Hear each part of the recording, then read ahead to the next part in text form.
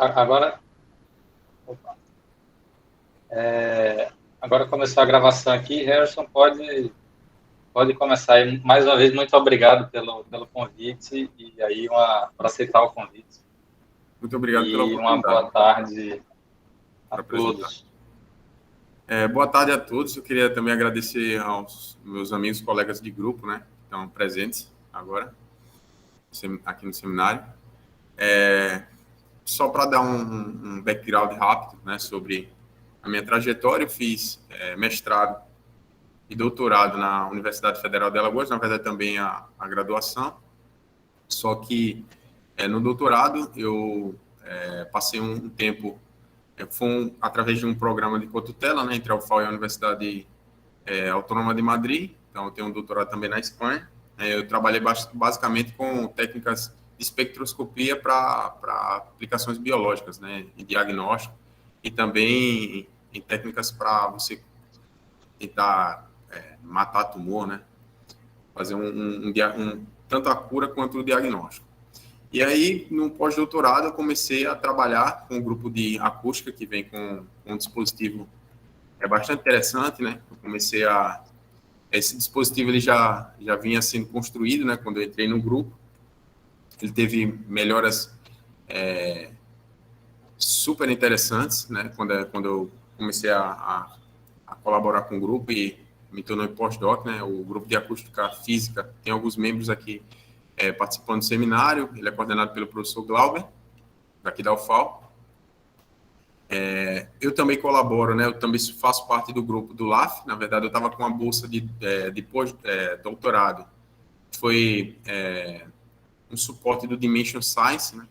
Que é uma comunidade, né? Que tende a incentivar cientistas, né? Recém-formados a continuar na pesquisa.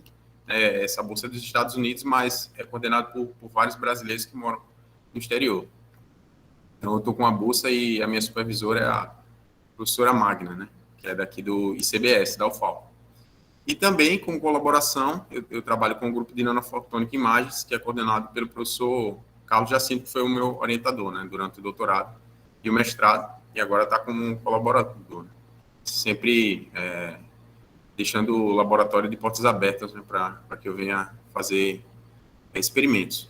Então, basicamente, na apresentação de hoje eu vou falar sobre algumas técnicas, né, para bioensaios celulares assistidas por acústico-fluídica, mas não só isso, né, eu não coloquei no título, mas tem também algumas, essa técnica ela é acoplada com técnicas de espectroscopia confocal, né, então eu vou dar uma base de um dos estudos que a gente fez, que foi com a espectroscopia Raman, né, eu vou falar sobre uma motivação geral dessa plataforma, né, de acústica, né, de acústico-fluídica para investigações em células, tanto para doenças, proliferação e ensaios de drogas.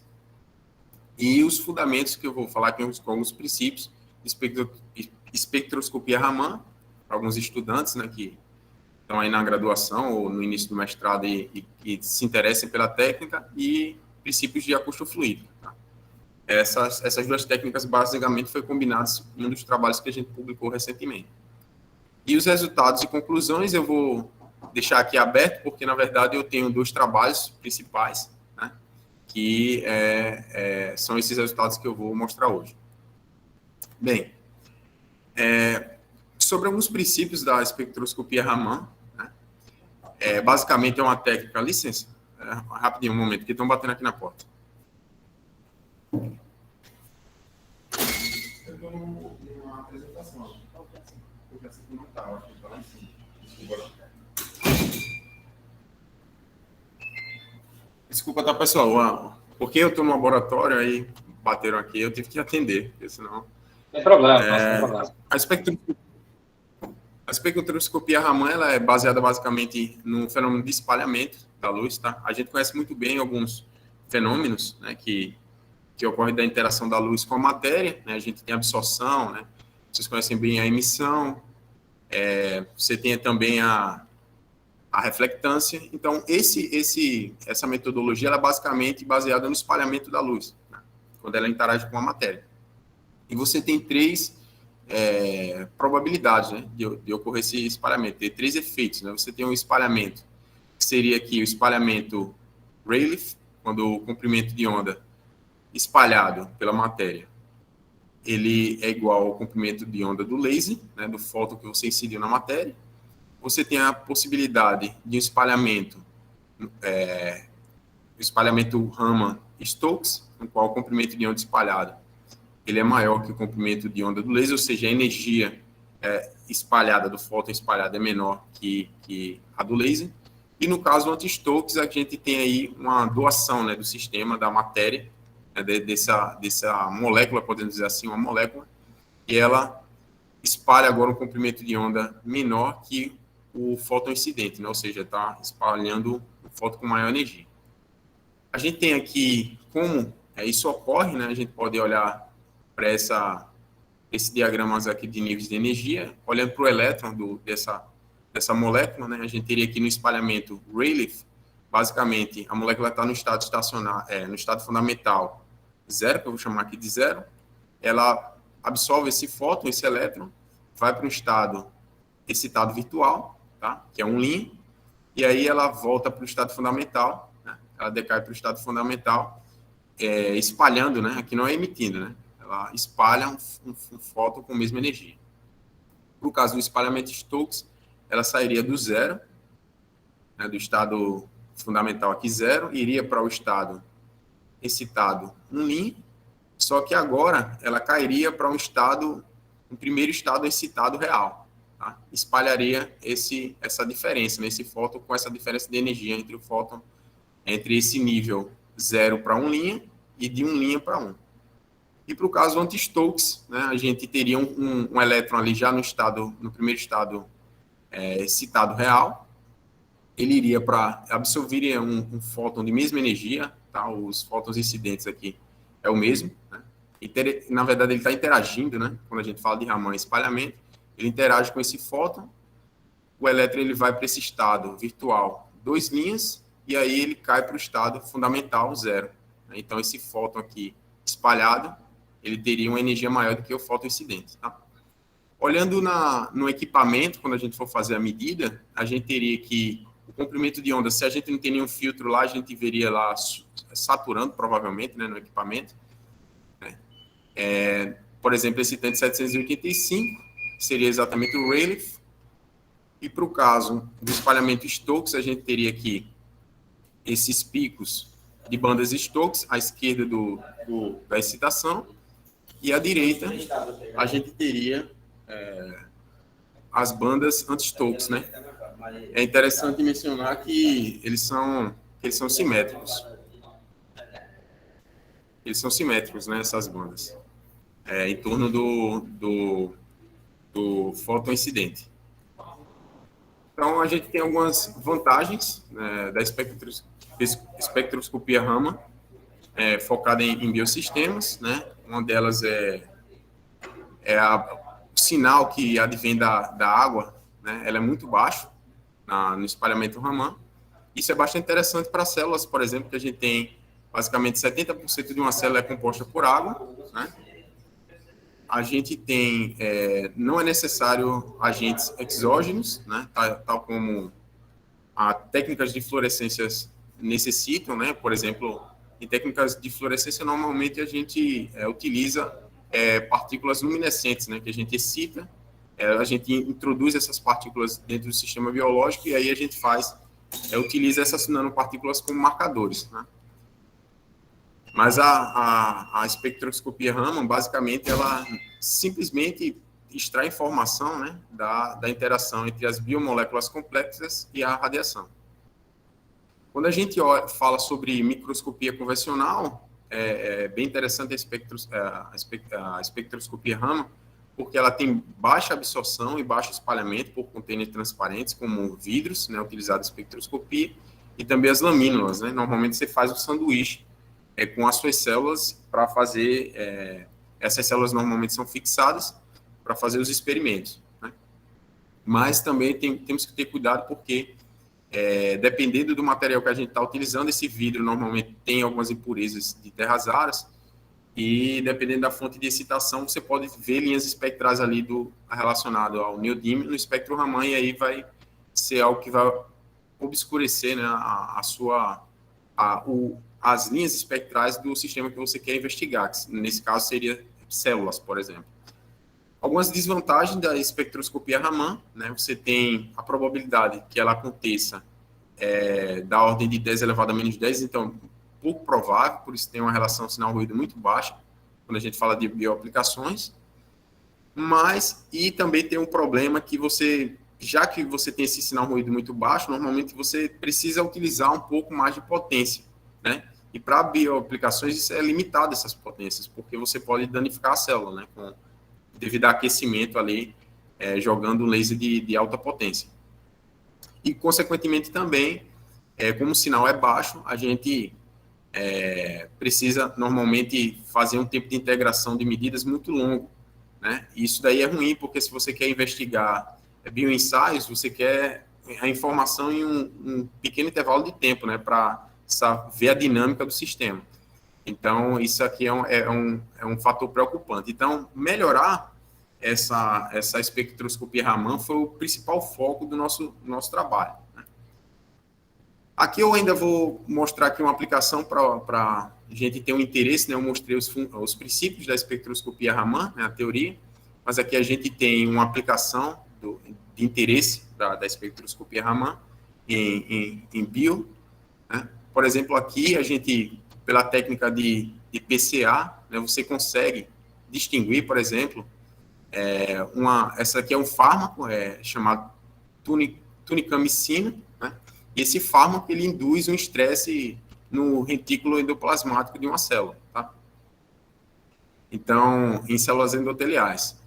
Então, basicamente, você consegue, com um controle, ou seja, sem esse fármaco, você consegue ver distinções entre as linhas espectrais das células sem a presença do fármaco e com a presença do fármaco, né? Ou seja, com estresse e sem estresse. Então, você consegue fazer uma estatística e distinguir, né? Diferenciar as células com estresse e sem estresse através das linhas espectrais Raman, que é uma impressão digital, né? De um sistema biológico ou qualquer matéria quando você interage com os fótons, né? Esses espalhamentos dessas linhas espectrais a gente pode chamar, né? De impressão digital daquela amostra. Então, quando você tem modificações devido a alguma infecção ou estresse, você tem mudanças nela e aí você consegue identificar pela espectroscopia Raman. Bem, agora a gente já falou sobre a espectroscopia Raman, né, essa parte de óptica. Como eu disse a vocês, eu vou mostrar os resultados do nosso trabalho. A fusão entre a espectroscopia Raman, né, a parte de espectroscopia confocal, em geral, com acústico-fluídica. Então, agora eu vou falar sobre alguns princípios da microacústico-fluídica, né, que é a plataforma que a gente está explorando bastante aqui no grupo de acústica da UFAL, né, de física acústica da UFAL. Então, a gente tem aqui algumas formas, né, alguns princípios. Né, você tem algumas formas de gerar ondas acústicas via materiais piezoelétricos. Né. Você precisa induzir uma distorção nesses materiais, aplicando uma voltagem. Tá?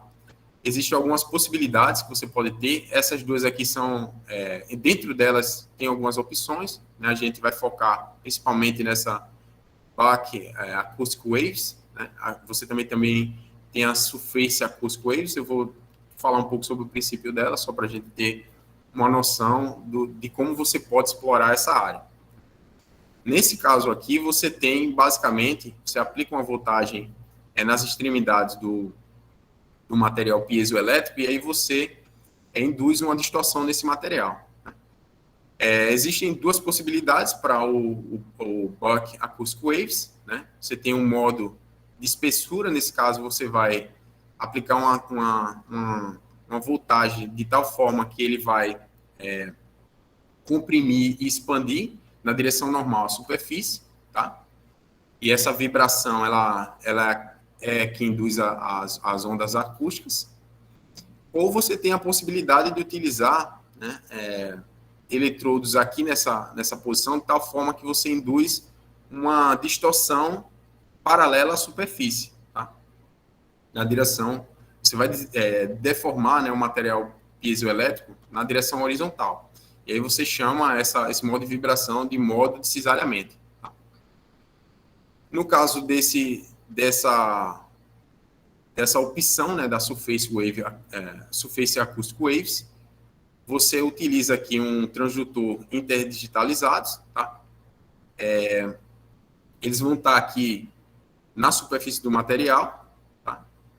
Como a gente vê aqui, esses aqui são os transdutores. E aí você excita esse material, também o princípio de voltagem, e aí você gera uma onda acústica exatamente na superfície do material, por isso que é chamado Surface Acoustic Waves. Esse daqui não é a metodologia que a gente gente basicamente emprega essa metodologia aqui, que é o Buck Acoustic Waves, tá?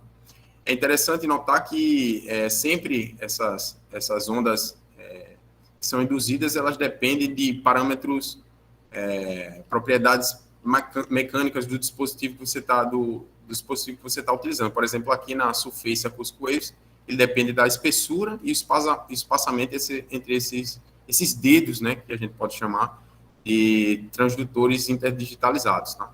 No caso desse material aqui, a gente vai explorar um pouco mais, que vai depender aí de algumas propriedades da própria cavidade acústica que a gente está trabalhando. Harrison, esse comprimento de onda. Desculpa, essa onda acústica de superfície aí, o comprimento de onda da onda acústica é limitado ou determinado por esse espaçamento entre os... Isso, desses transdutores interdigitalizados que você coloca aqui na superfície. Já nesse caso aqui, nesse Buck Acoustic Waves, ele vai depender da propriedade específica do material, né, e para você induzir dentro da cavidade acústica, a própria cavidade acústica, na verdade, ela vai ter algumas restrições, né, para a construção dela. Dependendo do modo vibracional do piezoelétrico, você tem uma determinada altura que você tem que construir essa sua cavidade, que é o que a gente vai mostrar nos próximos slides. Aqui a gente tem algumas outras possibilidades para o Buck Acoustic Waves, né? Você pode ter a possibilidade da direção da onda acústica, da propagação da onda acústica numa direção, e você conseguir manipular a partícula, né? Essa onda ela vai conseguir, quando ela interagir com a partícula, ela vai manipular em alguma direção, né? Nesse caso, você pode tanto ter um deslocamento da partícula na direção perpendicular à direção da onda acústica, ou você pode ter a direção de deslocamento da mesma direção da onda acústica, né? E tem aqui essas diferentes, que é chamada de modo de cisalhamento de espessura e modo de volume, né, longitudinal. Nesse caso, a gente trabalha com esse modo de volume longitudinal, né, que a gente vai induzir uma propagação de onda acústica e a partícula ela vai ser manipulada, vai ir nessa direção, exatamente da onda acústica que a gente propagar. Aqui a gente tem mais ou menos ideia do que eu mencionei anteriormente, dependendo da frequência, né, de vibração do material piezoelétrico, você vai ter que o comprimento de onda, né, a partícula ela vai ser manipulada para uma posição no centro da cavidade, né, que está a meio comprimento de onda. Então, essa cavidade ela deve ter dimensões, né, que casem com essa propriedade. Né? Você não pode fazer uma cavidade que fuja dessa propriedade, senão você não vai conseguir criar uma onda estacionária. Então, é importante, né? Tanto é que o grupo tem muitos estudantes, né? É muito forte o grupo de física acústica aqui da UFAL, nessa parte teórica, antes de começar a ir para a cozinha e desenvolver o dispositivo, né? Então, é bastante importante o grupo, ele é muito... nessa parte, ele é bastante... forte, né? Porque é tanto a parte de teoria quanto a parte de experimental para construir dispositivos, ela tá ficando muito sólida, né? Já está bastante sólida. Então, a gente tem aqui a força acústica. Eu coloquei aqui a fórmula da força acústica, que é induzida, né? Essa onda acústica, ela produz uma força sobre a partícula, que leva a partícula para meia altura aí da base aqui. Nesse caso aqui, a gente tem uma cavidade que está basicamente na horizontal, e vou mostrar uma que seria uma manipulação que você vai levitar a célula, né? E você produz essa força, e a gente vê que ela tem uma forma senoidal, e exatamente quando estiver no centro da cavidade, essa força é zero e a partícula fica ali aprisionada. Tá? Essa força ela depende de um fator de fase, né? Essa fase aqui ela depende da compressibilidade da partícula, como também do fluido e da densidade da partícula e do fluido. Então, essa manipulação ela vai depender das propriedades mecânicas da partícula. Então, esse dispositivo a gente começa a perceber que ele tem essas propriedades de seletividade. Bem, algumas vantagens, né, de dispositivos de microacústico fluido. Harrison, um momento. O professor Lúcio tem uma pergunta. Desculpa, eu cheguei atrasado, tive problema no meu computador. Você pode voltar uma transparência só? Sem problema. Aqui. A origem, você mencionou já a origem dessa força, a origem física? A origem é essa força, as ondas são induzidas por materiais piezoelétricos, né? Ok. E aqui a gente tem nas bordas, né, nas paredes da cavidade está esse material piezoelétrico, né? E aí ele induz, você pode ter tanto em ambas, tem alguns dispositivos que tem em ambas, mas tem uns que só tem em uma das paredes, né? E você produz uma onda acústica, essa onda cria uma onda estacionária, e aí essa força ela tem essa dependência senoidal, né? Mas no centro você tem o nó. Eu acho que eu não estou entendendo a geometria completamente aí nesse caso, né? Porque então isso aí dentro dessa cavidade aí tá essa partículazinha, essa gota. Certo. E você tem uma onda acústica no ar. Como é que ela está fazendo? Como é que ela interage com partícula? Não, aqui, nesse caso, de fato, faltam algumas informações. Aqui é só um exemplo ilustrativo, né? Normalmente, o que a gente faz aqui, por exemplo, ele não lembro muito bem nessa figura qual é se ele utiliza um líquido ou ar, também é possível você manipular partículas no ar. Gotículas no ar também é possível. Tá bom. Mas, por exemplo...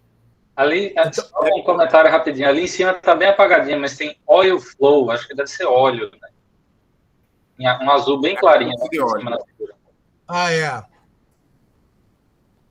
Porque essa seta aqui indicativa, ela indica mais ou menos o gradiente de pressão, né? Eu coloquei aqui essa figura, que eu achei interessante, mas realmente faltou algumas informações aqui passar, não ia entrar em muitos detalhes, né? Certo, só estou querendo mostrar a geometria para onde a partícula é manipulada.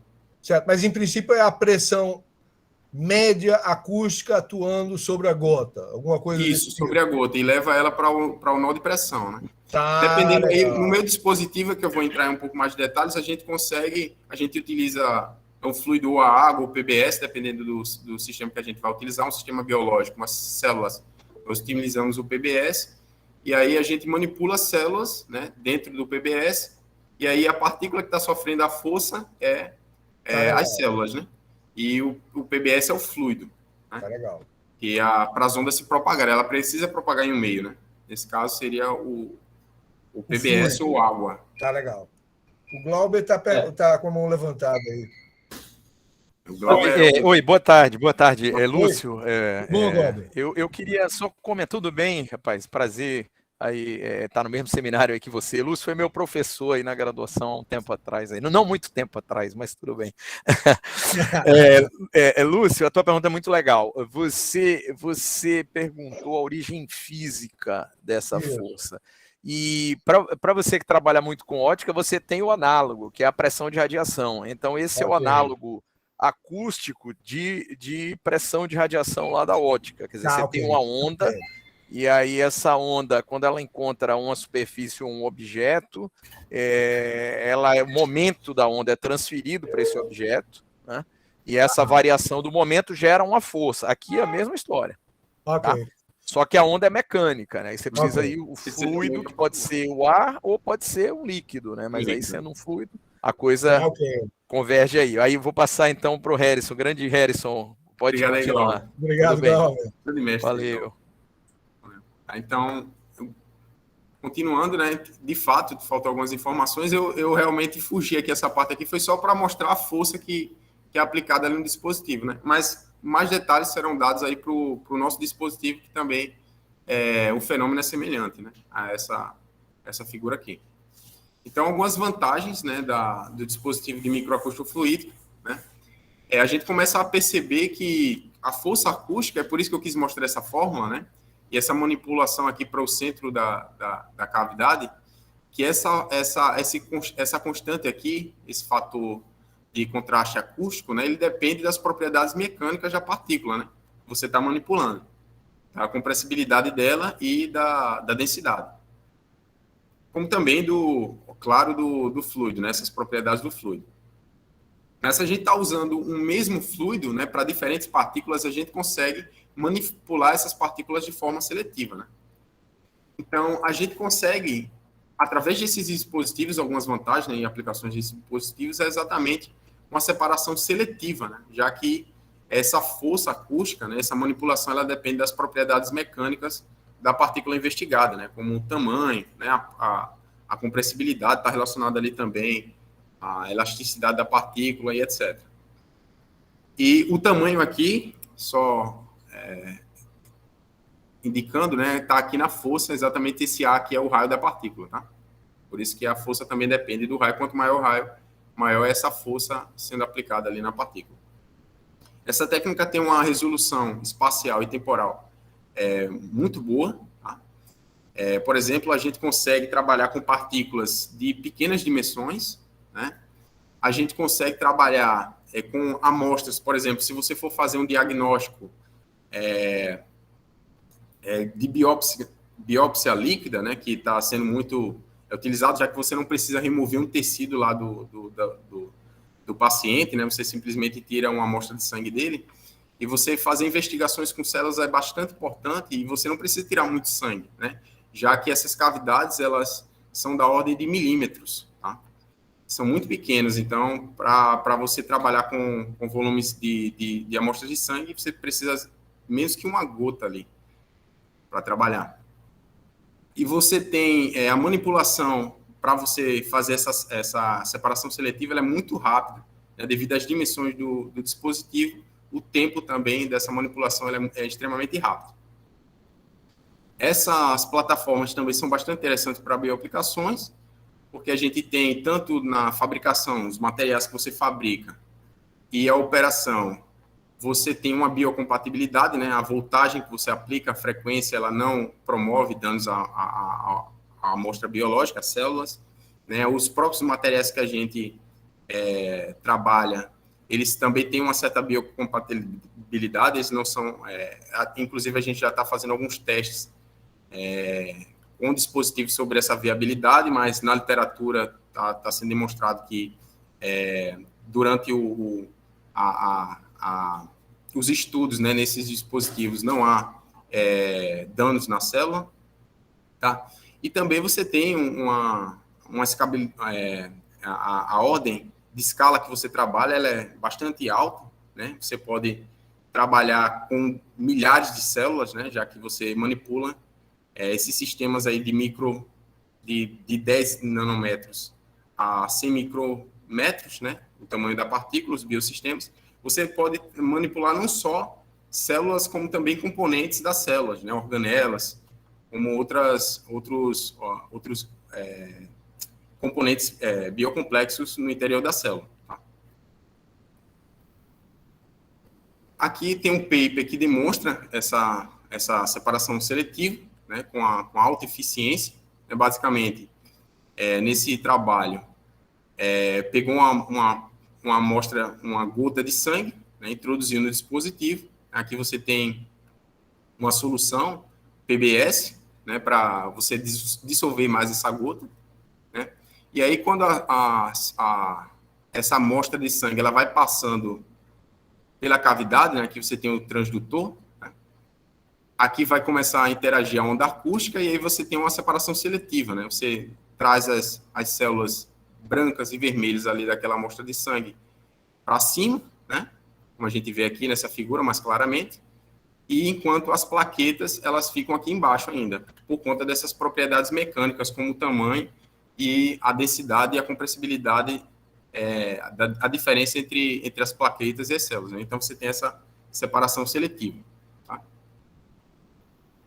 Bem, então, dado essa base teórica, né, a gente vai falar um pouco agora sobre os resultados. Esse primeiro resultado, a gente trabalhou com a acustofluídica, né, para ela oferecer uma plataforma para melhorar a microscopia Raman. Como a gente falou, tem algumas desvantagens, né, a probabilidade do evento de espalhamento Raman acontecer ele é muito baixo, então o sinal Raman é muito baixo de sistemas biológicos, então a gente utilizou a plataforma de acustofluídica exatamente para ter essa melhora, né, nesse sinal e a gente conseguir fazer aí em futuros projetos diagnósticos de células. Tá? Então, a gente utilizou aqui só um adendo, foi um dos primeiros dispositivos, eu vou chamar aqui de Mark I. A gente já tem dispositivos mais robustos, né, e atualizados. Então, vamos aos resultados. Né? Esse daqui foi um paper que foi publicado esse ano, né, que a gente propôs essa plataforma de acustofluídica para a espectroscopia Raman de células, né? Exatamente para esse melhoramento. Como mencionado, né, aqui a gente tem o nosso dispositivo de fato, né? Você tem basicamente esse dispositivo ele é fabricado por uma impressora 3D, né, de baixo custo, tá?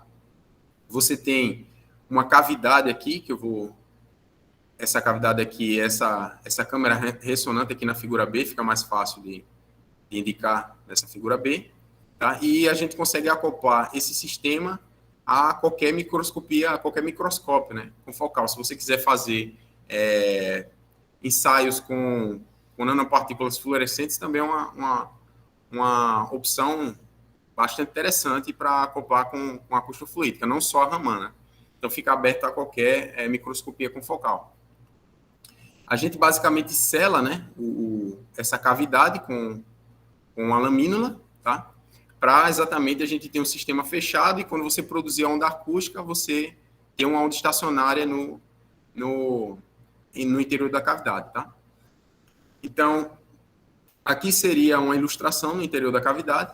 A gente tem um feixe aqui do laser com focal, tá? Quando o dispositivo está desligado e a gente insere as micropartículas aqui, que podem ser células, tá? Elas, basicamente, como você tem uma solução homogênea, elas vão decantar, né? Eles vão sedimentar de forma homogênea, né? Essa cavidade aqui do Mark I, ela tem um comprimento para casar ali com a frequência do piezoelétrico que a gente utilizou, de 325 micrômetros, tá? E quando a gente liga o dispositivo, né, essa força acústica, né, que é uma força seletiva, dependendo das propriedades da partícula, ela induz as partículas para um nó de pressão acústica. E aí, com as partículas no nó de pressão acústica, a gente consegue fazer a nossa espectroscopia Raman com focal, né, de forma pontual, né, porque a objetiva que a gente utilizou aqui tem um spot da ordem de 1 micrômetro, né, muito pequeno, então a gente consegue investigar no interior da célula. Então, só um adendo aqui, a grande vantagem, né, que isso daí vai ser mostrado também nos resultados, é que a gente não se livra, né, de qualquer contribuição de um substrato, tá? Então, essa é uma das grandes vantagens da gente utilizar, né, o dispositivo de acustofluídica para fazer esse ensaio de espectroscopia Raman em células. Harrison. Oi. Certo. Vai lá, Daniel. Não, é só para reforçar um pouco esse ponto que você colocou agora. Você está usando, então, a onda acústica para, num certo sentido, levitar as suas partículas, é isso? Isso, para levitar e não só para levitar, porque você também tem por exemplo, se você fosse tentar uma das técnicas que você utiliza também, como o Glauber mencionou, é a pressão de radiação, né? Você pode utilizar um laser né? E aprisionar a célula e fazer ali também uma espectroscopia Raman, aprisionando com laser e também captando, tanto aprisionando como também fazendo o experimento Raman, né? Já tem grupos que fazem isso, né? Que é o radiation trap, né? É uma forma de radiation trap, né? Então, aqui nesse caso, naquele caso, você teria que sair procurando, vasculhando dentro do seu dispositivo com o seu laser até achar a célula. Então, isso daí teria uma certa dificuldade, né? Porque você tem que sair procurando onde é que está essa célula ali dentro do seu dispositivo, né? Você tem uma cavidade com uma solução e as células estão aqui dispersas, você teria que sair procurando onde é que está a célula para você fazer a investigação da célula. No nosso caso, a gente tem algo automatizado, né? Porque você joga as células, elas estão bem dispersas ali, e você concentra todo mundo para o centro. Agora, mas você ainda está dentro de um fluido, não é isso? Isso, estamos dentro de um fluido. Tá. Aí o que você está, na verdade, você está posicionando as células em determinada posição de forma controlada. É isso? Isso, exatamente. De forma controlada. O feixe confocal está no centro do dispositivo, o plano do laser, né? Confocal do laser, ele vai casar exatamente com o plano acústico, né? A nossa ideia é essa, a gente mantém o laser naquela posição, já fixa, e a gente leva as células até o ponto confocal do feixe. Quando você diz que você está preso ali, você está dizendo que você armadilha a partícula ali, né? Isso, porque a gente tem um nó. Significa que ela está presa numa região, não é somente num plano, não é isso? Normalmente ela fica em um... Eu chamo plano porque a gente tem uma camada, dependendo da concentração, a gente aprisiona em uma camada, né? Não, mas fica todas as células em uma camada só, em um plano, é exatamente em um plano. Mas quando você discute a força de armadilhamento, é isso que eu quero entender. Essa força de armadilhamento, ela está levando para você a um ponto ou está levando você a uma região com força nula? Ela está levando, de fato, essa região aqui, né? É porque, se você imaginar aqui, veja aqui o comportamento dessa onda, né? Dessa onda estacionária. Você vê aqui que nesse ponto aqui você tem uma força, né? Então, todo mundo vai querer ir para o centro. Todo mundo vai querer ir para o centro.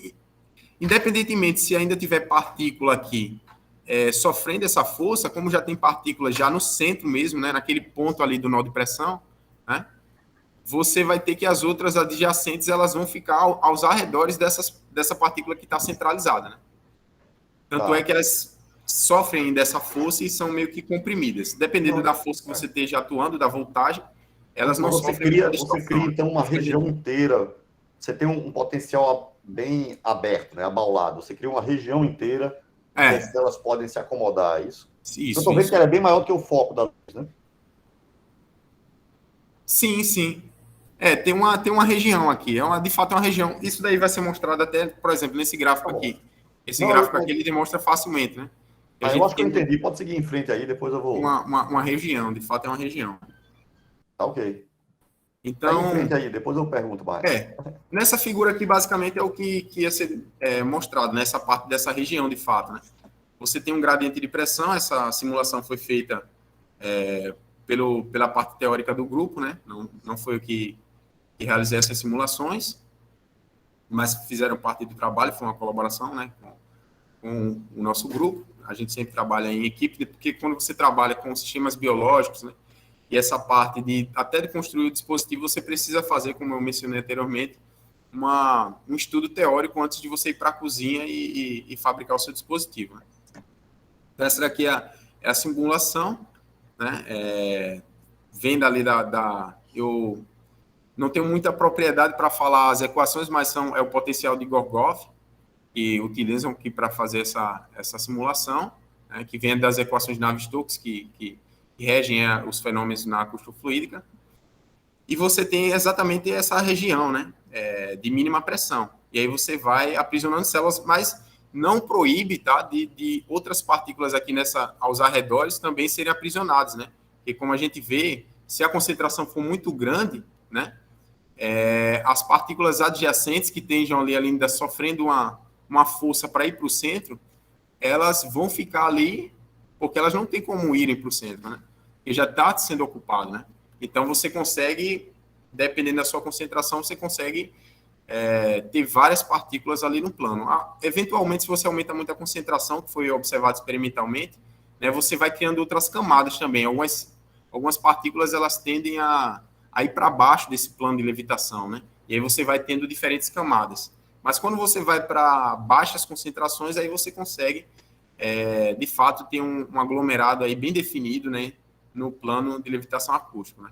Nessa região aqui, né, que na simulação ela foi uma região circular, né? Aqui a gente tem aqui um aglomerado quase circular, né? Podemos dizer com a forma aqui hexagonal. Então a gente consegue induzir essas partículas aqui para esse nó de pressão, né? E a gente, como elas estão bem fixas, a gente consegue realizar a espectroscopia Raman de maneira bastante eficiente.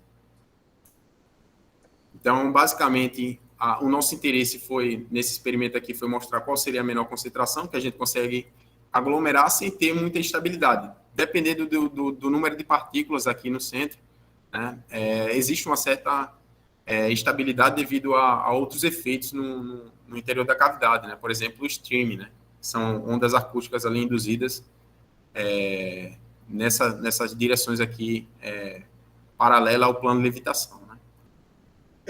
Uma pergunta, nesse caso aí é como se ele fosse um sólido e aí você está criando ondas acústicas no sólido desse plano?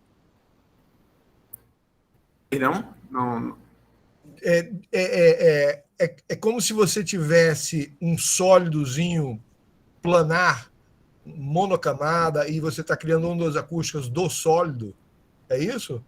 Não, nesse caso aqui aqui são as partículas, né? São sim, as partículas. Sim, mas elas estão formando um aglomerado que é como se fosse um sólidozinho. Como se fosse um sólido. De fato, nesse dispositivo, né, os fenômenos que acontecem, tem tanto a força acústica que vai levar ela para o nó de pressão, como também tem uma força secundária, que é devido à interação entre as partículas. É isso que eu estou falando. Quando a gente desliga, ela normalmente não separa. Certo. Ela fica junta, né, por conta dessa interação entre elas. Certo.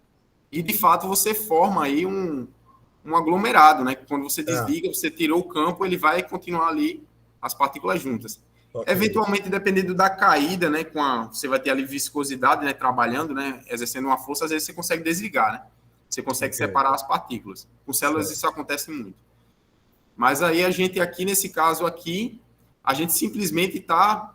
a força acústica está só prendendo as partículas no centro e existe... Para elas, na aglomeração, existe uma força de interação entre elas, né?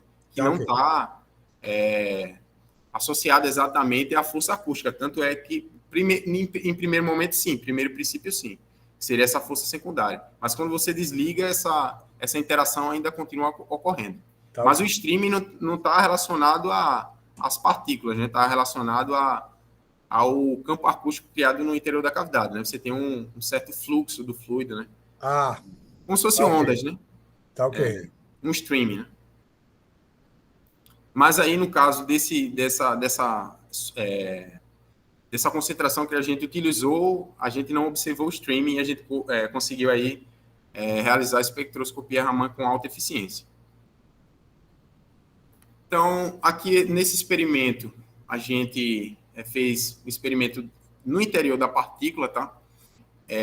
Basicamente, essa linha azul aqui é no plano de levitação. Quando eu falo no plano de levitação, a gente tem exatamente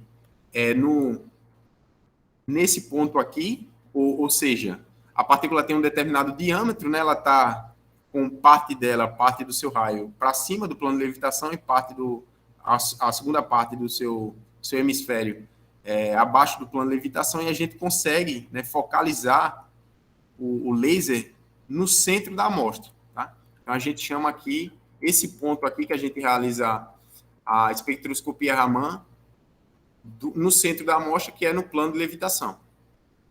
E aí a gente começa a investigar esse sinal Raman no interior da partícula, né, descendo exatamente abaixo do plano de levitação.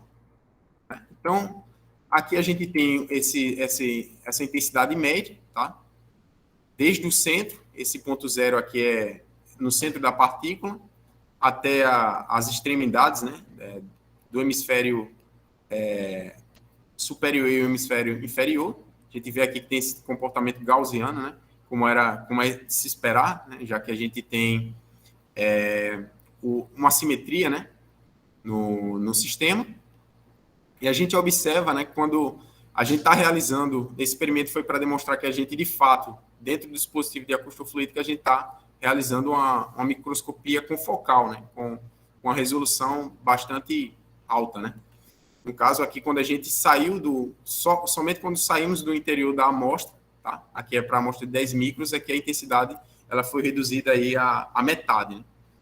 Mas quando a gente está dentro da amostra, né, nessa região aqui de 0 a 20, né, micrômetros, a intensidade ela permanece ainda bastante alta, né? No caso da de 30, a gente tem um alargamento porque a amostra ela é maior. Então, nesse caso aqui... Railson, no slide anterior, essa setinha aí é onde está o laser, né? Qual seta? Desculpa. Na letra A e C. Na IC aqui, você fala aqui?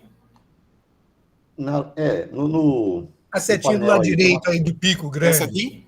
Essa Isso. aí. Não, isso aqui é simplesmente uma banda, né, que a gente mencionou no paper, que um dos referidos perguntou, porque ela está associada à lamínula, né, não é do espectro Raman da amostra. Esse aqui é o espectro Raman da amostra de poliestireno, né?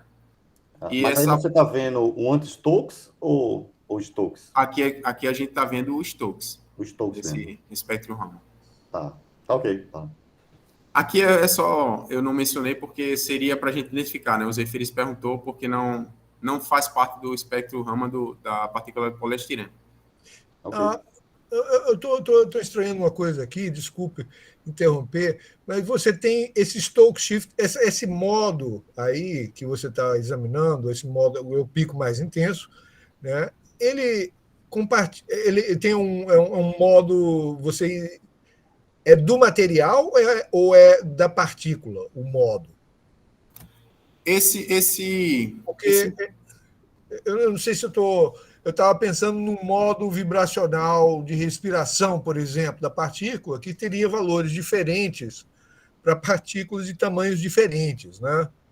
Não, porque aqui você tem a assinatura da partícula, né? Independente do tamanho da partícula, o que a gente vê é uma assinatura digital, né? O Raman ele dá uma assinatura digital. Aqui a gente está vendo o espalhamento Raman Stokes, exatamente, né? Que a gente está, por exemplo, no equipamento ele é calibrado, né? Para que o laser seja no zero, né? Então a gente está tendo deslocamento desse shift para... Então o que eu estou dizendo é que esse Stokes shift aí, agora que eu estou prestando atenção direito, ele é da ordem de o quê? 1000 centímetros a menos 1. Então, isso é um modo de vibração das moléculas do poliestireno, não da partícula. Sim, das moléculas. Tanto é que a gente faz a investigação no interior da célula, né? Com spot focal. Não, é porque eu estava pensando erroneamente num modo de vibração da partícula, um modo, por exemplo, respiratório, mas aí seria uma frequência, um shift muito menor, né? São as moléculas, né? Ok. Vem da assinatura da partícula. Tá legal. Ou seja, se fosse, por exemplo, uma partícula de, sei lá, não de poliestireno, mas qualquer outra coisa, teria um shift diferente, né, para cada uma. Tá legal. Tanto é que a gente, na verdade, aqui a gente fala de uma molécula, mas não é da molécula. Você tem um conjunto de moléculas ali que o foco do laser vai atingir, né? Dependendo do spot do laser, você poderia pegar a partícula inteira, né? Mas nesse caso aqui a gente investiga exatamente no interior, né? E a gente fez esse experimento para demonstrar que o nosso sistema ele é confocal ainda, né? E é interessante demonstrar isso, porque a gente fez isso, porque a gente quer demonstrar que quando a gente for fazer a investigação na célula, a gente consegue investigar em diferentes pontos, né? Da célula. Porque a célula, em diferentes pontos dela, você tem diferentes moléculas biocomplexas, né? Tá legal. No núcleo, você tem organelas. Então, é interessante a gente manter essa confocalidade quando a gente estiver fazendo esse estudo. Então, a gente tem aqui esse resultado. Ele é bastante interessante para a gente demonstrar o porquê a gente usa a acustofluídica, né? Por exemplo, como eu mencionei lá no início da apresentação, a microscopia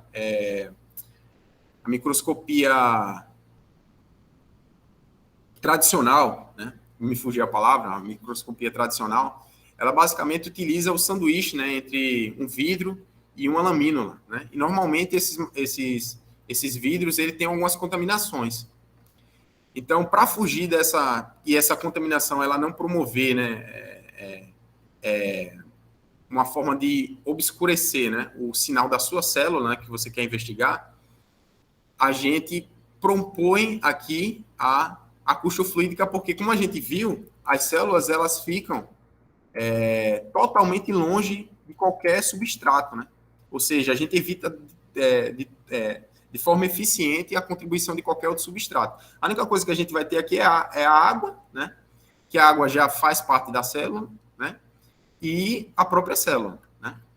Então, esse é o interesse da acústio-fluídica. Existem outros interesses também, porque você, dependendo se o seu sistema você consegue jogar, você manter a temperatura, você jogar gás carbônico, né? Você manter as condições de um cultivo celular, é possível também você fazer no dispositivo acústico, né? Isso é uma das intenções futuras do grupo também. Você fazer um cultivo celular dentro do dispositivo, fazer investigações, né? Conforme os dias, né? Desse cultivo.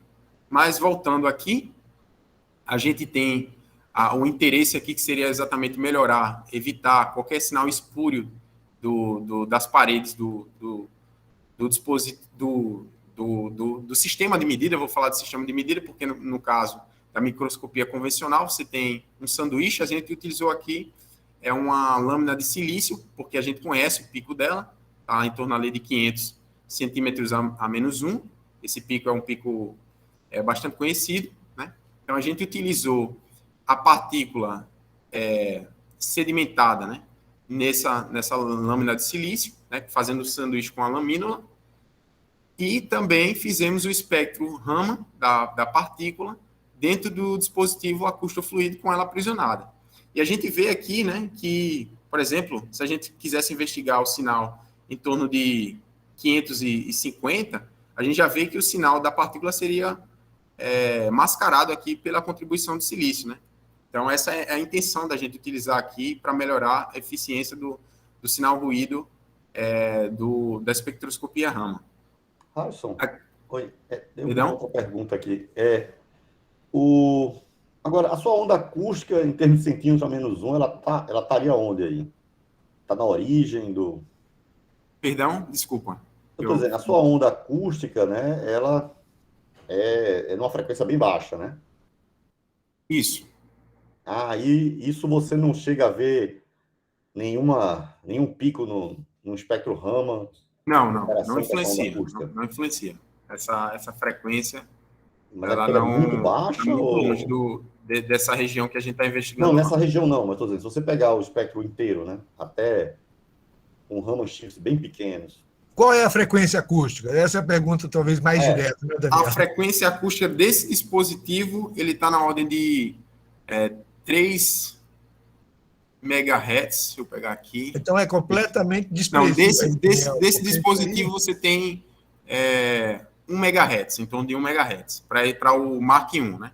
Para o Mark II, que eu ainda vou apresentar, são 3 megahertz. Aí a gente tem uma redução do comprimento de onda. Aqui você está em milhares de gigahertz, né? Está bastante longe, né? Não tem como você... Está em terahertz, quase. Não tem como você ter uma sobreposição, né? Não, estou dizendo, não, se você escolhe a região de frequência, tudo bem, mas estou dizendo, se você for olhar perto da origem, aí talvez possa ter alguma coisa, né? Sim. Se permitir o equipamento Raman, permitisse a gente investigar nessa região, seria possível. Mas, Daniel, é ordens de grandeza. Você está falando aqui 1.000 centímetros a menos 1, 30... não dá. 30 centímetros a menos 1 é 1 gigahertz. Então, isso aí tá totalmente fora dessa região, né? É isso mesmo, está colado, está bem próximo na origem, né? Desculpa, se ele fizesse Brillouin, aí ele ia ver. Porque Brillouin você vê bem perto da origem, né? Isso. Aí pode ser que ele fosse sensível a isso. Por isso que é o interesse, né? Você utilizar esse dispositivo, porque ele não tem influência nenhuma, né, no sinal Raman. Essa onda não promove nenhuma mudança. Pode ser que ela induzisse mudanças na própria célula, né? Mas aí a gente investigou e não viu nenhuma mudança, porque a gente está utilizando no regime de baixa voltagem, de qualquer forma. Eu tenho uma perguntinha também, mas aí, esse sinal é muito pequeno, você faz contagem de fótons ou não? Ou ele é grande o suficiente, você não precisa disso? No equipamento, a gente... esse aqui, a ordem desse sinal, ele de fato, para a partícula de poliestireno, ela é relativamente grande, que a gente utiliza uma voltagem extremamente pequena para fazer esse experimento com a partícula de poliestireno, né?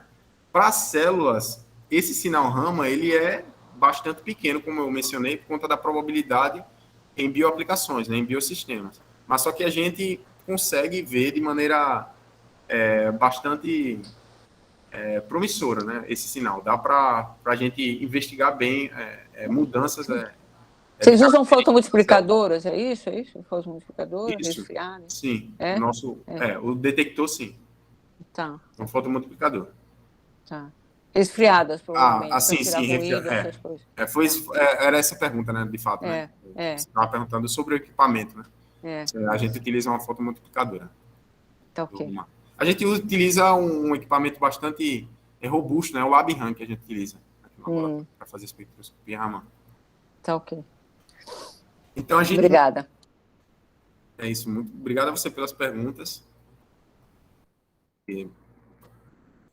A gente discutindo, né, que vai até surgindo aqui questionamentos que não surgem quando você não interage, né? Então,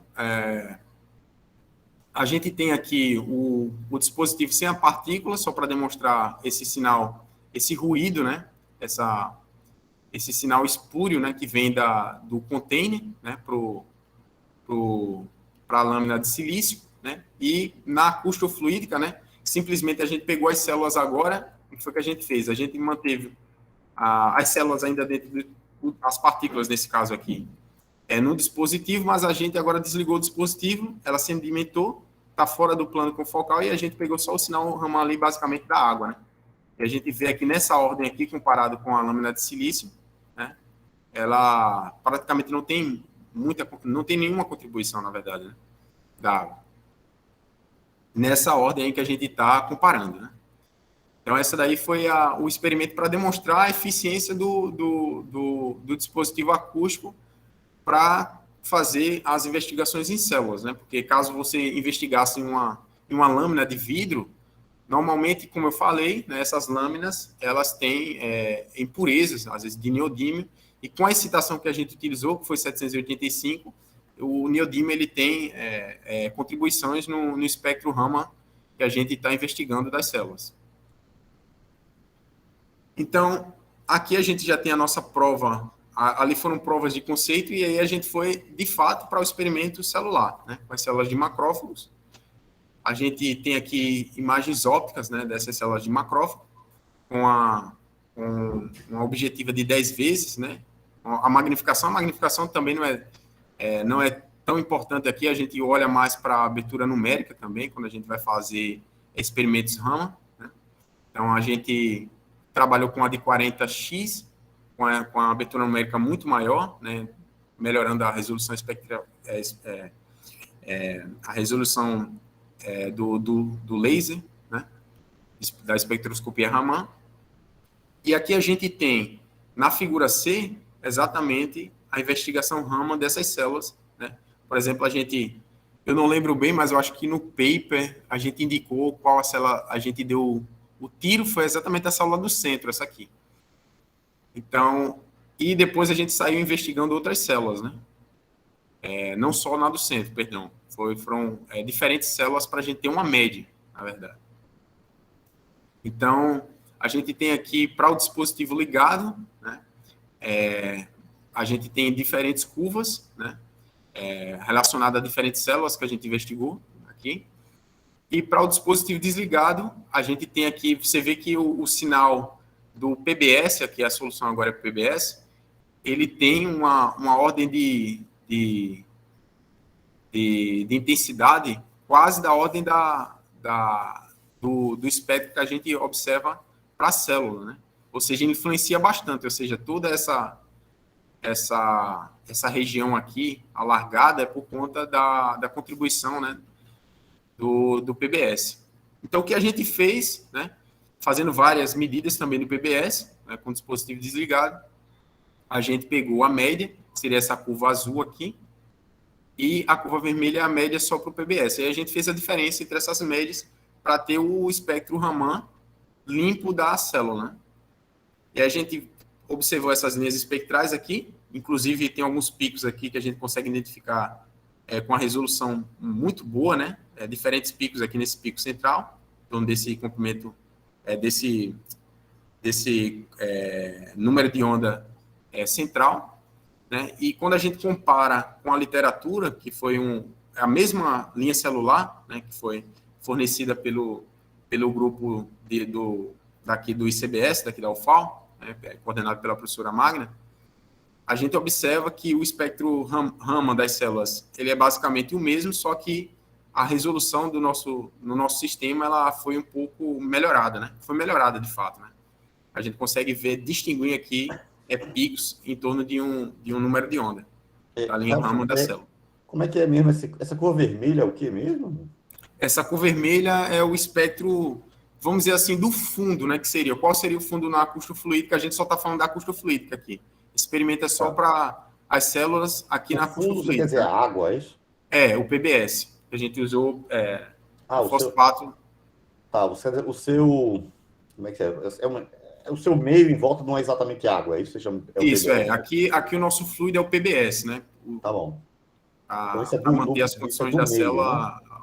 O mais... Agora, a posição desses picos varia muito com esse meio? Os picos das células, elas não variam com o meio, só se o meio que você está utilizando, ele induz alguma mudança na célula, na intracelular. Né? Tá, porque o seu se ela reagisse, tivesse intracelular, isso?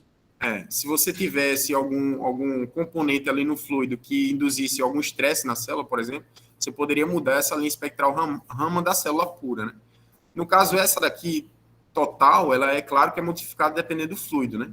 Mas, como mencionado, o Raman, ele é uma característica da célula, né? É uma assinatura, uma impressão digital da célula, né? Mas vocês chegaram então, a fazer ela não é modificada se a célula está nas mesmas condições. Vocês chegaram a fazer com outro fluido? Oi? Vocês chegaram a fazer o experimento com outro fluido?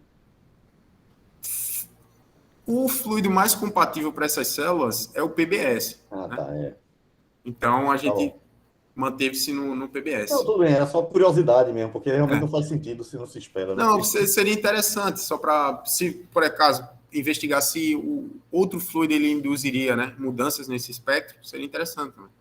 Não, mas eu entendo, é legal, assim, você está tentando investigar uma propriedade intracelular, né?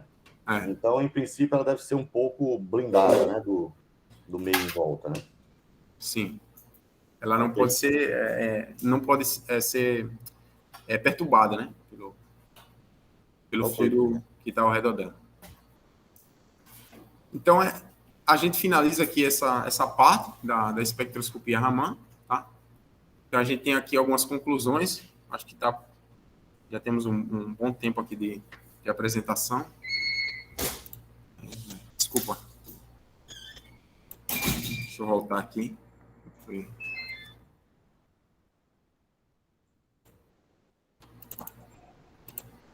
Foi só olhar o tempo e acabei fechando.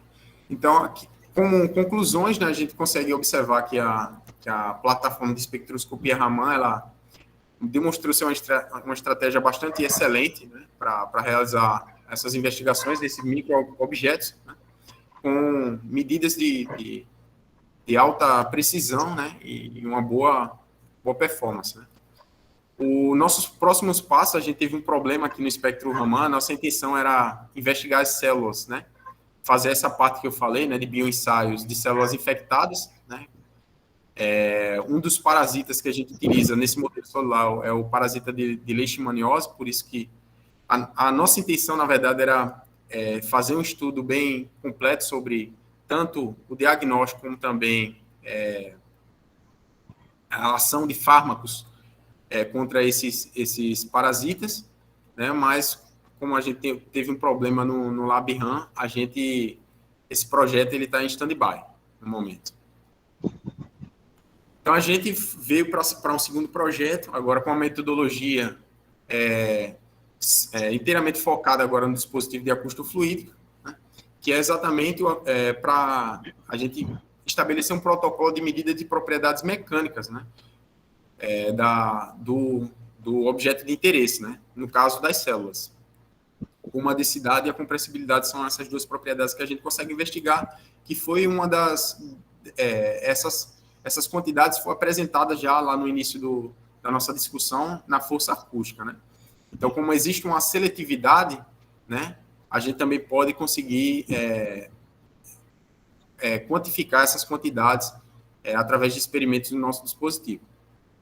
Para esse experimento, a gente utilizou o Mark II, né, que já é um dispositivo melhorado com relação ao dispositivo anterior. Né? Inclusive, a gente vai realizar espectroscopia Raman nesse novo dispositivo.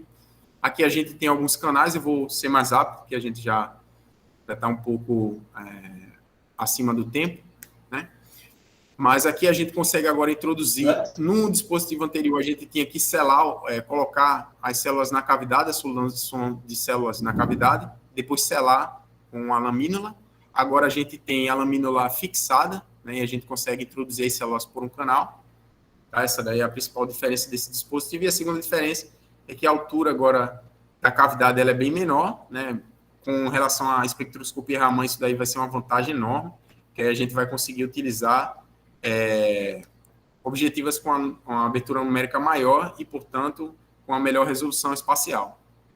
Mas, focando aqui no nosso experimento, né, de medida de densidade e compressibilidade, nesse caso aqui, a gente agora vai trabalhar com uma única célula, a gente seguir um protocolo que a gente consegue aprisionar uma única célula, tá?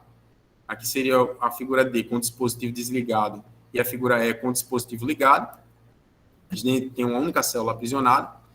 E aí a gente vai para um método de calibração, né? Que a gente consegue observar que quando a gente está no foco, né? Quando o plano focal da luz, ele está... Perdão. Ele passou aqui, não sei porque eu apertei algum botão aqui que foi automático. Mas quando a gente está no plano, o plano de levitação, ele casa com o plano focal da luz, né? A gente está exatamente no foco, né? A gente consegue ver o objeto inteiramente focado, né? Quando a gente move essa objetiva para cima, a gente começa a desfocalizar o objeto. E essa desfocalização ela é acompanhada de um aumento na área do objeto investigado. Aqui, para esse caso aqui, desses frames superiores, a gente tem partículas de poliestireno, as mesmas utilizadas para aquelas investigações que a gente fez com Raman. E para esses frames de baixo, a gente tem as células de macrófagos novamente. Tá? E a gente observa quando a gente vai se distanciando o plano focal da luz do plano de levitação, a gente vai tendo esse incremento aí na área absoluta da partícula investigada, da célula ou a partícula de poliestireno ou qualquer partícula que você queira investigar. E aí eu defino uma altura relativa, né, para fazer a minha calibração, que seria a altura da distância da célula, né, da base do dispositivo, menos a distância do plano focal ao plano de levitação. Tá? Então, com essa definição, tá, eu consigo observar que a altura relativa, tá, nessa minha calibração, quando a gente vai diminuindo a altura relativa, a gente vai alargando essa área relativa. Né? Essa área relativa ela é definida por essa equação aqui que eu propus. Né? Você tem a área da partícula em uma altura relativa arbitrária, menos a área no foco, esse 95 aqui é o 95 micrômetros, que está no foco, dividido pela área da partícula, que foi a máxima altura que eu distanciei, tá? Chegou a uma altura relativa de 79 micrômetros, que é para essa figura aqui.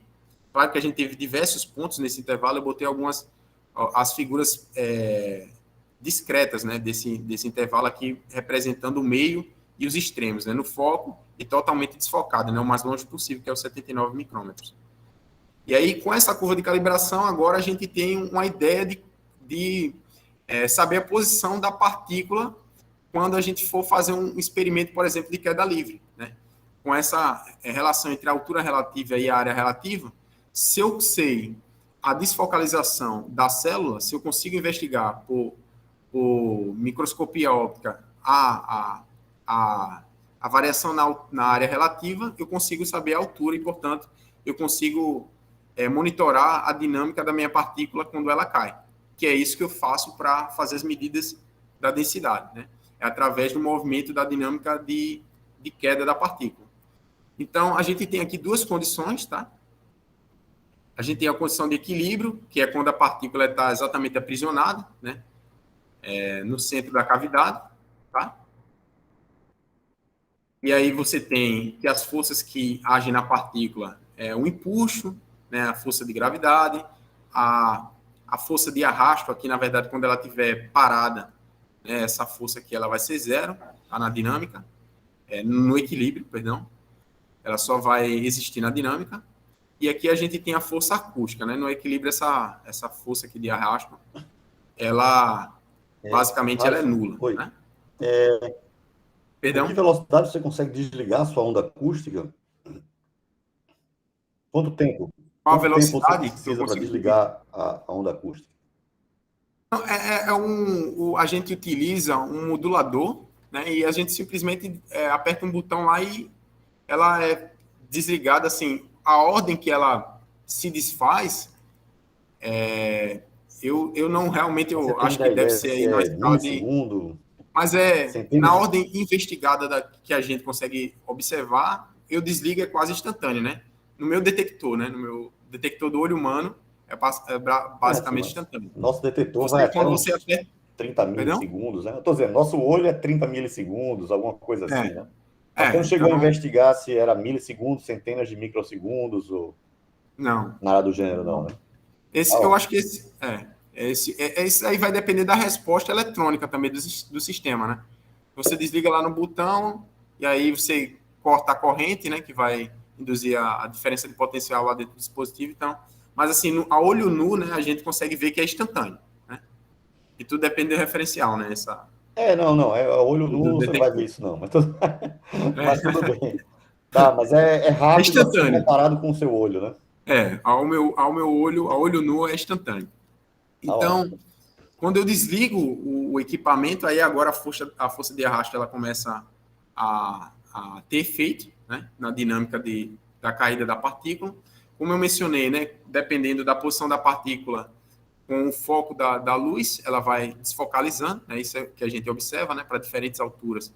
A área relativa ela vai ficando cada vez maior, e aí a gente consegue converter essa área relativa em altura, e aí a gente tem um gráfico, né, da altura versus o tempo. Tá?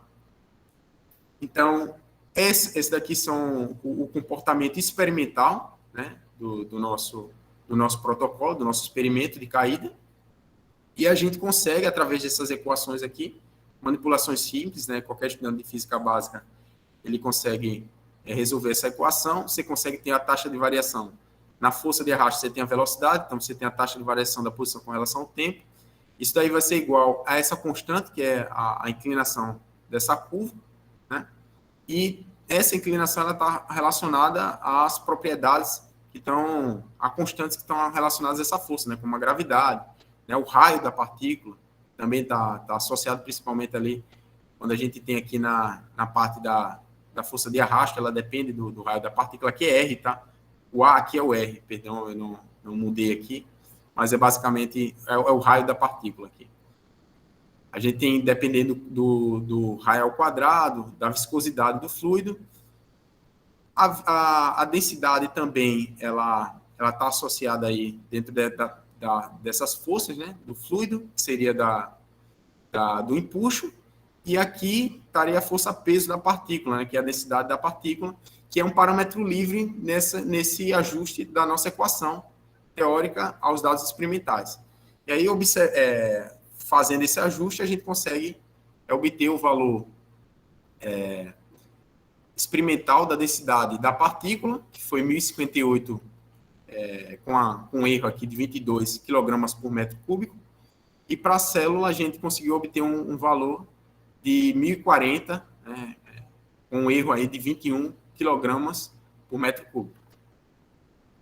Então, a gente consegue, através desse experimento, desse protocolo de queda da partícula, né, a gente consegue determinar a densidade da partícula.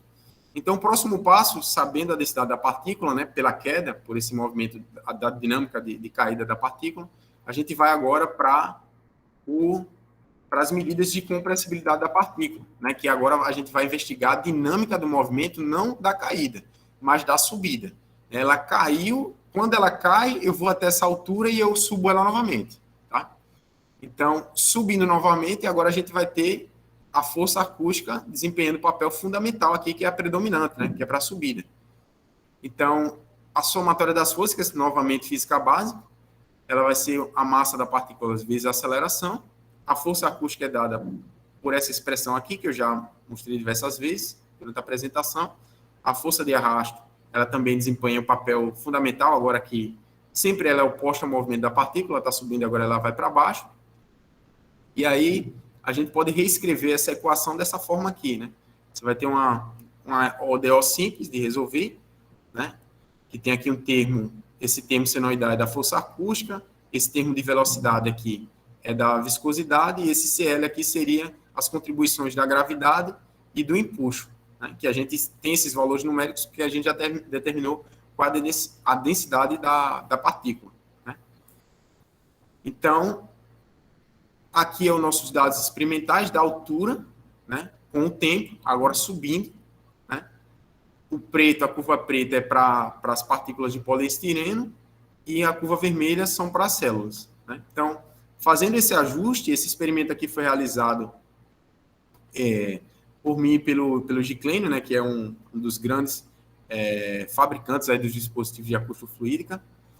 A gente determinou a energia da cavidade, né, que é um dos parâmetros que a gente precisa determinar através de um experimento da altura da partícula, que ela está com a voltagem, essa altura, tá? É uma importante informação que ela também depende se você diminui muito a voltagem, a partícula ela começa a cair essa altura. Tá? Ou seja, ela induz ali que o aprisionamento ele seja esse nó, há um deslocamento do nó de pressão. Então, a gente consegue determinar a energia acústica da cavidade, né, através de um experimento, que eu não vou entrar em detalhes aqui, mas obtendo essa energia da cavidade, a gente consegue ter todos os valores de constantes aqui, exceto o parâmetro livre, que seria a compressibilidade da partícula, que é o que a gente quer determinar. Então, para a partícula de poliestireno, a gente obteve esse valor aqui, de 0,245 giga por pascal, que é um valor que está bastante próximo do valor que é fornecido pela literatura para essas partículas, pelo fabricante, e por outros pesquisadores que também determinaram também a compressibilidade por outros métodos. E a densidade da célula, a gente obteve um valor de 0,32,5 giga por pascal. Tá? Então, o nosso método, a gente vai tentar investigar outras partículas com esses valores da compressibilidade já conhecidos para testar ainda mais a acurácia da nossa metodologia, mas pelo valor que foi dado pela partícula de poliestireno, a gente consegue ver a acurácia, né, do nosso modelo. Então, com conclusões, né, a gente consegue mostrar que o nosso dispositivo, né, ele é bastante promissor, né, ele mostrou resultados excelentes para determinar essas propriedades mecânicas da célula, né, e da partícula lá, alvo, que foi a poliestireno, essas propriedades sendo a densidade e também a compressibilidade. Tá? E uma das perspectivas que a gente tem para esse projeto é tentar fabricar um dispositivo, né, que a gente consiga medir de centenas a milhares de células em um pequeno intervalo de tempo. Eu queria agradecer a todos os membros do grupo, né, de Física Acústica, né, e também do LAF. Né, eu tenho outros membros aqui que são de outros grupos, mas que fazem parte também do grupo de Acústica Física, aqui da UFAL. Né, e também alguns colaboradores que fazem parte também dos projetos que a gente está fazendo. É isso. E obrigado a todos por assistir a apresentação. Edson, muito obrigado aí pela excelente apresentação. Temos aqui já 2 perguntas. O primeiro a levantar a mão foi o professor Anderson Gomes. Por favor, Anderson, fique à vontade aí. Tá, boa tarde. Hi, Abhishek, I hope you are there. Deixa eu fazer 2 perguntas gerais, Gerson. A primeira, apesar de que você, no final, aí mostrou coisas que têm a ver com parte mecânica, etc., como é que essa técnica compara com SERS? Quando você coloca material plasmônico, etc. E depois... então, depois eu faço a segunda, em seguida. Essa daí é com relação ao Rama, né? A gente também tem interesse em tentar, para melhorar ainda mais o sinal Rama, utilizar partículas de ouro, né? Principalmente, para você tentar melhorar o sinal Raman, né? Então, é uma das intenções do nosso projeto também. Mas você não saberia dizer qual a técnica de SERS tem um aumento de, sei lá, 10/5 no sinal. No seu caso, se você já tem uma comparação com só o SERS, o quanto ele aumenta o Rama, e a tua técnica, o quanto ela aumenta o Rama, o quanto é o enhancement. O que a gente poderia, para fazer essa comparação, né? Para a gente fazer essa comparação, porque isso daí, para a gente comparar aqui de fato, no nosso equipamento, teria que ser feita essa comparação aqui. Então, a gente ainda não fez essas medidas. Inclusive, a gente tinha intenção de fazer essas medidas não só para comparar, mas também utilizar o SERS no dispositivo de acústico-fluídica, para melhorar ainda mais o sinal da célula, para facilitar a investigação, né? Então, esse aumento eu não consigo comparar, porque isso daí vai depender do equipamento, né? Então, eu não posso comparar o meu número com algo que eu não fiz aqui nesse equipamento. A outra pergunta é a seguinte: você certamente conhece, pelo que eu entendi, você usa acústica, só acústica, né? Tanto para detectar como para excitar. E você conhece, obviamente, a fotoacústica. Você vê alguma vantagem em usar a fotoacústica em vez da acústica junto com, para excitar a onda acústica, em vez de usar acústica com acústica? Nesse caso aqui, a fotoacústica, né, ela tem diversas aplicações, principalmente em imagens, né? Eu não sei nesse caso de manipulação de células, porque a nossa intenção aqui de utilizar a onda acústica é simplesmente para você manipular a célula para uma posição que ela fique no centro da cavidade, fique circundada ali pelo meio aí, que mais favorece, né, a célula, né? Nesse caso aí, para células, a gente utiliza o PBS, né?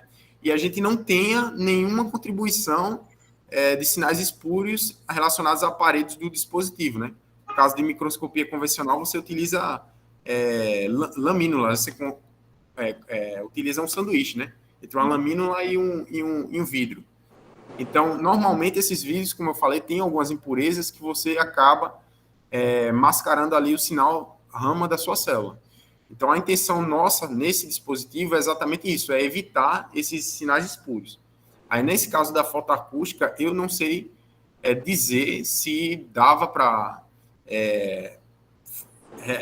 montar um dispositivo com base em fotoacústica para você fazer esse tipo de protocolo. Isso daí eu não sei informar. Tá bom, obrigado. A técnica de fotoacústica, de fato, foi um dos temas propostos durante o meu doutorado, quando eu fui fazer na Espanha.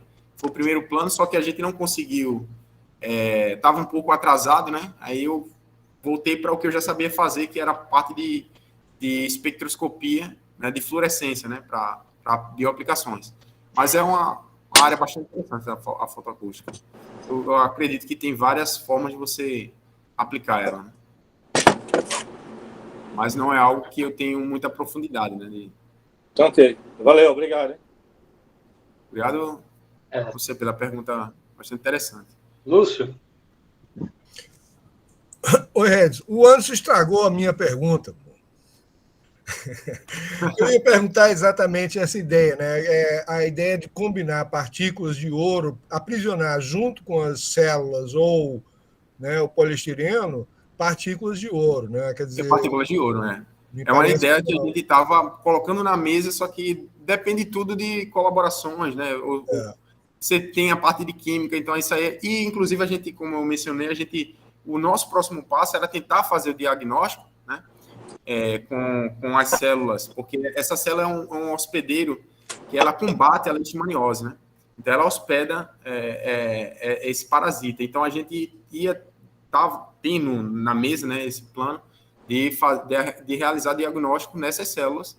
Só que aí, infelizmente, o LabRAN ele teve um problema no detector. E aí a gente está parado, e por isso que o projeto de medida de densidade, ele graças a Deus, foi em frente, né? Está fechado aí praticamente. A outra pergunta... Tem que se reinventar. Eu tenho a impressão que, já que o Anderson se meteu na minha pergunta, eu me meto na pergunta dele. Eu tenho a impressão que a fotoacústica, eu não entendo como é que o Anderson está propondo ela, porque ele não vai... Em vez de ele citar com onda acústica, ele citaria... Não, mas ele não excita com onda acústica, ele está usando a onda acústica para aprisionar. Então... Poderia aprisionar com pinça óptica também, tal, mas aí pode ser uma pinça óptica. Ok. Eu tenho uma outra pergunta, mas é uma pergunta um pouco fugindo aqui, mas é uma curiosidade de longa data, então eu acho que você talvez pudesse me esclarecê-la.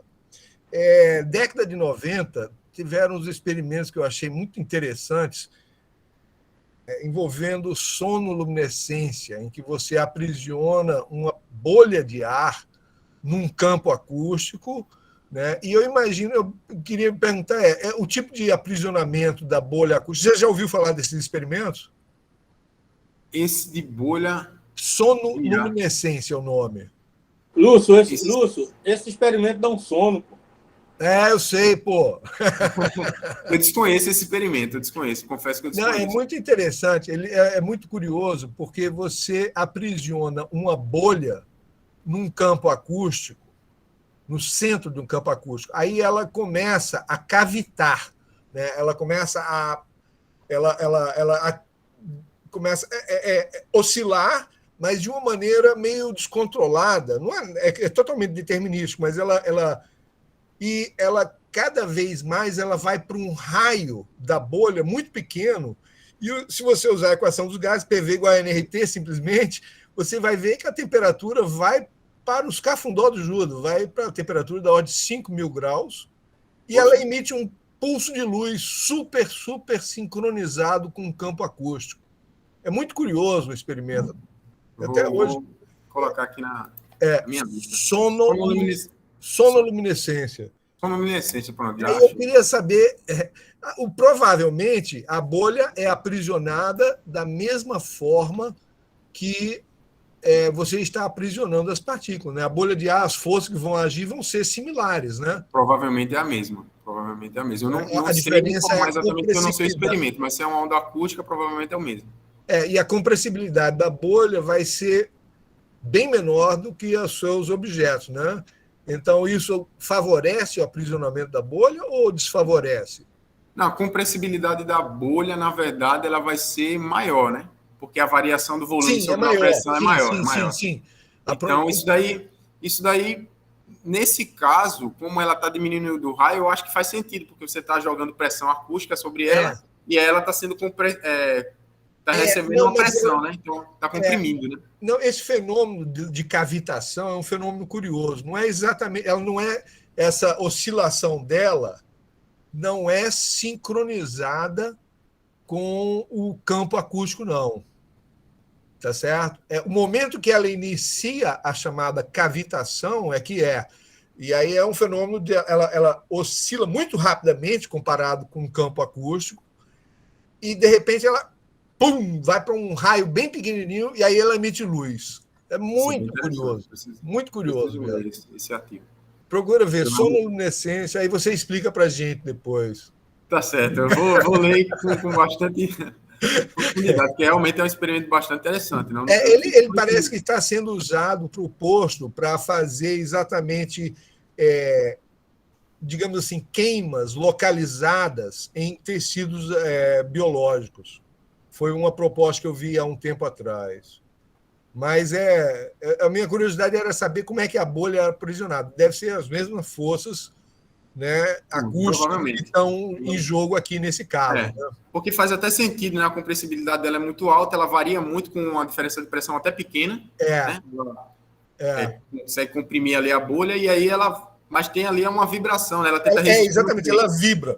Ela vibra, né? Ela vibra, mas só que ela é uma vibração que não é uma senoide, não. Ela vibra, aí cada vez menor. É um processo, um decaimento do tamanho dela, mas oscilando. É muito maluco, muito maluco. Preciso ler esse paper. Vou separar aqui. Ok. Bom, parabéns, muito bacana, viu, Arison? Bacana muito mesmo. Obrigado. Obrigado mesmo. Pelas perguntas e pela discussão. Eu tenho uma curiosidade. Qual é o menor tamanho de célula, sei lá o que, ou partícula que vocês aprisionaram ou conseguiram prender aí na... Essa é uma pergunta que realmente a gente já fez e tentamos. Inclusive, a gente teve uma certa dificuldade para, por exemplo, organelas. Deixa eu só conferir aqui o número. O tamanho da organela. Só para eu não falar besteira aqui, né? Pronto, a organela ela tem aí da ordem de 200 nanômetros, né? Então, a gente tentou aprisionar organelas e nós não conseguimos, ou seja, a interação, porque dependendo do tamanho da partícula, né, você tem a onda, né, o comprimento de onda. Então, se a partícula é muito menor do que o comprimento de onda, você já não consegue interagir. Você já não consegue levitar. Então, existe um limite aí que a gente já viu que 200 nanômetros a gente já não consegue aprisionar. A gente fez o teste, a menor partícula que a gente aprisionou foi 5 micrômetros, se eu não estou enganado. Não foram feitos esses testes, mas o Giclênio, que é um dos estudantes que fabrica esse dispositivo, ele fez alguns testes com essa partícula de 5 micrômetros. Ele conseguiu aprisionar. Bacana, então, essa ordem aí exata, eu não daí já é razoável, né? Se for menor, aí...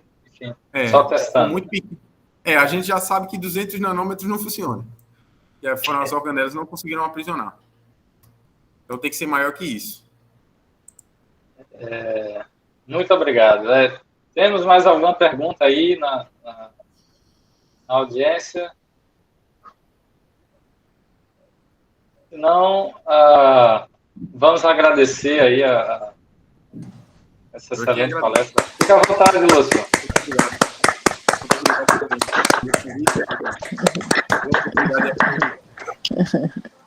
E pela discussão, né? Foi muito interessante. Hello, Abhishek, where are you? Up here? Yes, Professor.